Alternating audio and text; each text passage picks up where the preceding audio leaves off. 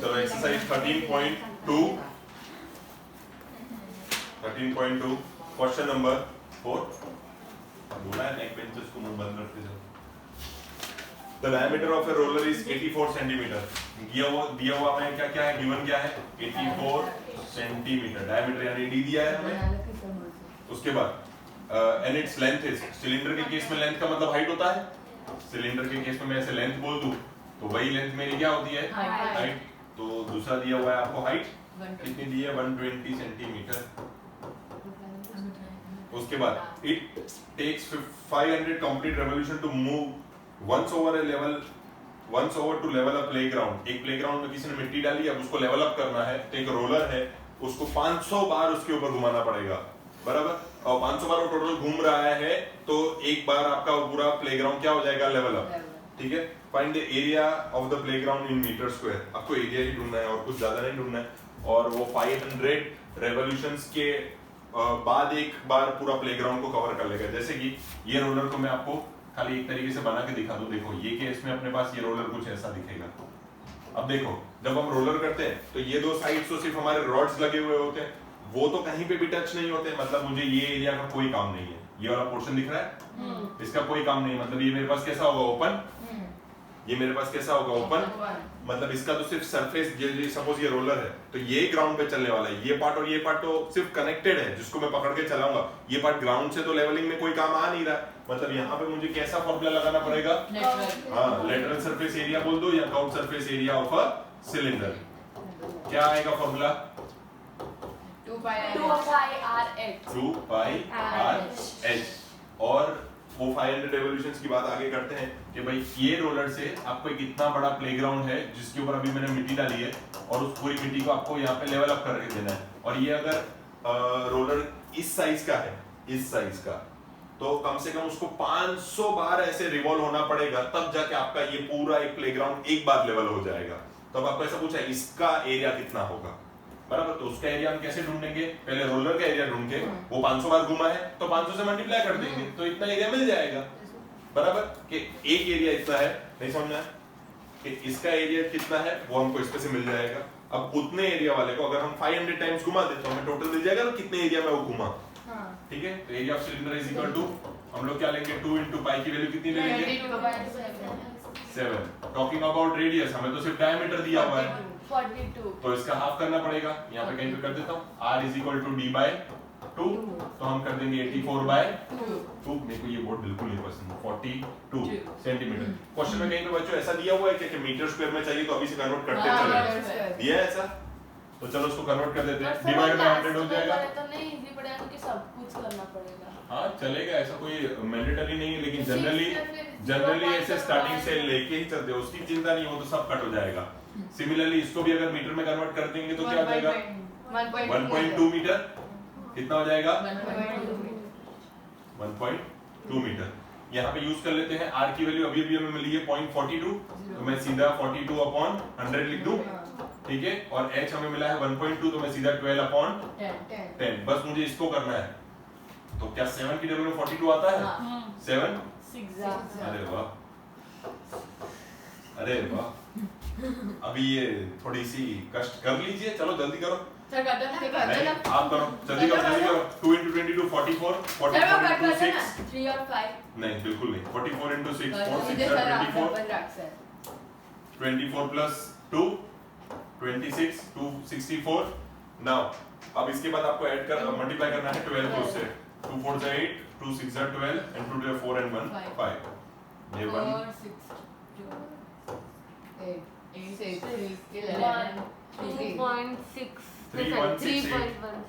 3168 और डिनोमिनेटर में आपके पास टोटली कितने जीरो है, 3, तो मैं इसको ऐसे लिख सकता हूँ 3.168 नाउ मीटर स्क्वायर।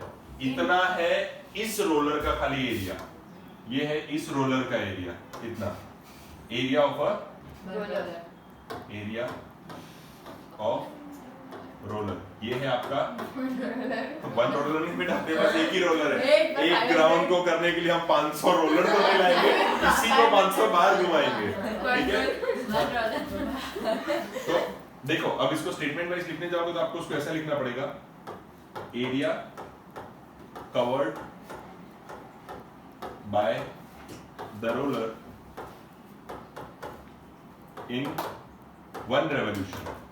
एक रेवोल्यूशन में वो कितना कवर कर रहा है, जितना भी हमें मिला, कितना मिला 3.168 मीटर स्क्वायर। तो ऐसे 500 रेवोल्यूशन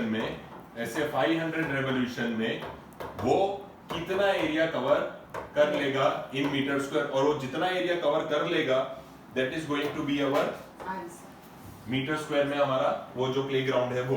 ठीक है, तो इसको सीधा इसके साथ मल्टीप्लाई करना है, तो हम खाली इसको साइड में कहीं पे 3168 को 5 से मल्टीप्लाई कर लेते हैं। 5 × 40, 5 × 6 = 34, 5 × 5 and 8, 5 × 3 = 50। कितना हो गया 15840, पीछे 2 जीरो लगा देंगे। तो यहाँ पे मैं इसको स्टेप वाइज लिख देता हूँ 3.168 into 500 that will give you 15840। पीछे 2 और 0, हमारे पास टोटल 3 पॉइंट्स हैं, हम इनको कट कर देते हैं।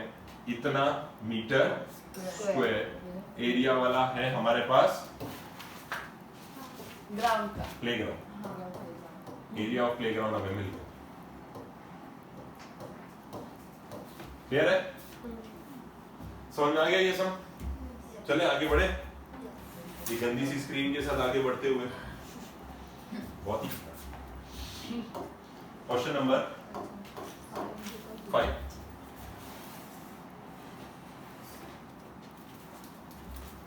किसका फोन है ये? कोमा में। A cylindrical pillar is 50 centimeter. Cylindrical pillar is 50 centimeter in diameter. तो D दिया हुआ है 50 centimeter and 3.5 meter in height. तो height दी है आपको। अभी देखो एक ही चीज इधर ही अलग अलग हो गई, 1 सेंटीमीटर में 1 मीटर में। Find the cost of painting, cost भी दिया हुआ है, वो हम पार्ट 2 के तरीके से कंसीडर कर लेंगे, खाली लिख रहे हूं गिवन डेटा में। 12.50 पर metre square curved surface. Curved surface area, तो तभी हम फार्मूला में लिख देंगे।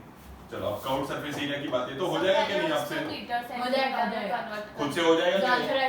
खाली ये याद रखना कि कॉस्ट मीटर स्क्वायर में है, तो ये वाला भी मीटर में बदलना पड़ेगा। पहले ये कर लो कि डायमीटर है तो रेडियस ढूंढ लो, radius is equal to d/2, तो यहाँ पे ही कर दो 50/2, that will be 25, but in centimetre. जिनको नहीं मालूम उनके लिए 1 मीटर सर बता है 100 centimetre, so 25 centimetre is equal to कितने? 0.25। हाँ, तो इसको इसके साथ डिवाइड कर देना 25/100, तो ये आपके लिए हो जाएगा 0.25 मीटर। तो ये यहाँ लिख देना 0.25 मीटर। ये हमें क्या मिला है? रेडियस। हाइट की हाइट। तो आते लिखा। ठीक है, कर्व्ड सरफेस एरिया का फॉर्मूला अभी भी हमारा क्या रहेगा? 2πr/h। 2 है, पाई भी है, r भी है, h भी है, जिंदगी से चाहिए क्या? 25/100। h कितना है अपने पास? 35/10। 7 1 7, 5 the honor is all yours। जो आंसर आएगा that will be your somewhat part number 1। in part number 2 आप वो करोगे कि अपने आंसर के साथ, जो कि आपको यहाँ मिला हुआ होगा, उस आंसर के साथ आप अपने उस इमेजिनरी आंसर के साथ मल्टीप्लाई कर देंगे जितनी कॉस्ट हमें दी हुई है। एंड कॉस्ट हमें दी हुई है 12.50 पर मीटर स्क्वायर। 12.50 और कॉस्ट लिखा है, मतलब ये क्या होगा इनडायरेक्टली? रुपीस। ठीक है, तो आपका जो फाइनल आंसर आएगा that will be also in one more imaginary answer. Walking towards another sum. Question number 6। क्या दिया है क्वेश्चन में? तो कुछ तो दिया होगा क्वेश्चन में, तो देख लो। Curved surface area of a right circular cylinder होगा, ऐसे मजा आता है। कट कर दो कर देते। सर ये भी है, ये भी तो देखते हैं। सब क्या है? Curved surface area low of a cylinder is this much. पहले से CA से दे रखा है। Curved surface area of a cylinder पहले से दे दिया है 4.4 मीटर स्क्वायर। इतनी छोटी एरिया, उसके एक दूसरा सिलेंडर। सब मीटर स्क्वायर वो देखो ना। मीटर भी स्क्वायर, हाँ। If the radius of the base of the cylinder, r दे दिया है आपको, कितना दिया है? 0.7 मीटर। 0.7 मीटर। Height. मांग के क्या हाइट ही मांगी होगी? हाँ, वो भी मीटर में है, तो जिंदगी से चाहिए। हाइट। वो भी दी हुई है। चलो, CA से क्या आता है formula? 2 pi r h। CA से किया वो गिवन है अपने को 4.4, तो सीधा इस जगह पे मैं क्या लिख देता हूँ? 4.4 is equal to 2 pi r h। ढूंढना क्या है? h। तो ये पूरे को नीचे जाने दो। तो पहले मैं टेम्पररी इस पूरे को नीचे क्यों जाने दे रहा हूँ? जनरली इससे कैलकुलेशन में गलतियां नहीं होती। Is equal to h। अभी ये h ही ढूंढना था। जो वैल्यू है मैं वैसे भी नहीं करने वाला, जो वैल्यूज है वो पुट कर देता हूं इनटू 22 अपॉन 7 जो लिखोगे उसको पहले से ही ऊपर ले लो, ठीक है? अपॉन 7 को ऊपर ले लो और r की वैल्यूज जो है वो 0.7 है। अब बेटा वो इनटू 10 वाले के जमाने गए। ये देखो जब आपको a को दिख रहा हो, देखो जब कभी भी आपको एक पॉइंट नीचे दिख रहा हो और एक पॉइंट ऊपर दिख रहा हो तो no need of making any into 10, उनको अपने आपस में निकाल दो।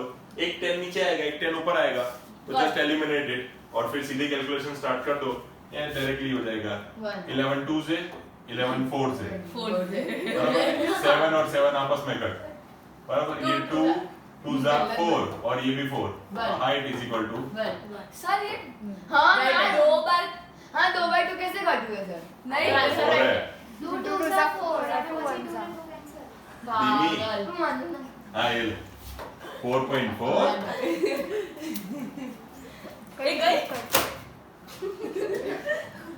ले 44 into 2 into 22 into 7 into 7 into 10 into 10। Right बेटा, क्लियर है ये कट कर सकता हूँ और ये भी इसको 1 जा और इसको इसका 2 जा बोल सकता हूँ और फिर इसको उड़ा दूँ, इसको इसका 2 जा बोल सकता हूँ।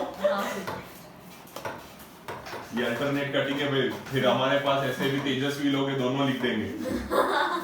ये अल्टरनेटिंग मेथड है, फिर अभी ऐसे दो बार लिखेंगे। 1 मीटर ने 1 मीटर, वी हैव 2 मीटर। जब भी गजब लेवल के लोग हैं हमारे यहाँ। क्वेश्चन नंबर 7 के 8 फटाफट निकाल दो। नहीं मैं पहुंच गया था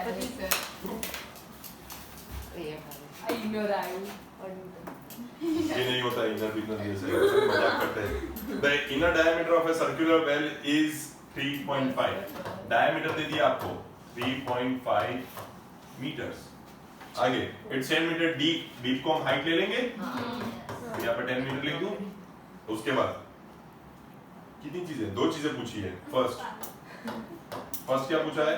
इनर कर्व्ड सरफेस एरिया।